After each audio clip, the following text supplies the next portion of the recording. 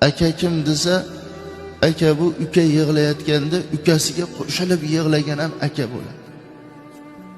Yaqinda ijtimoiy tarmoqda bir ota ikkita o'g'li bor ekan, ish buyurib ishga ketib, ishdan kelib so'rayapti. Katta o'g'lidan so'radi, siz bajardingizmi? Ha dedi, bajardim. Kichik o'g'ildan so'radi, yo'q bajara olmadim dedi. Siz balkonda yotasiz dedi.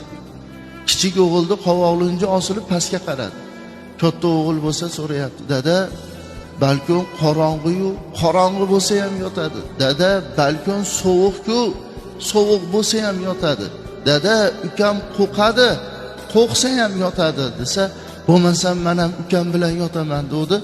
Yo'q, siz ishni bajargansiz, siz uyda yotasiz desa, uka yig'lashni boshladi, aka ham yig'lashni boshladi. Dada so'rayapti akadan, nimaga yig'layapsiz?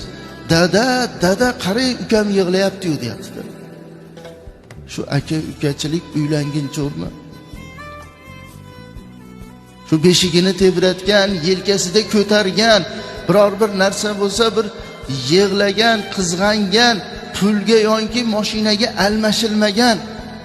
Shu aka ukachilik uylanguncho'rmi? Yoki ota-ona tirikligi cho'rmi desa, yo'q, o'lguniga cho'r debdilar.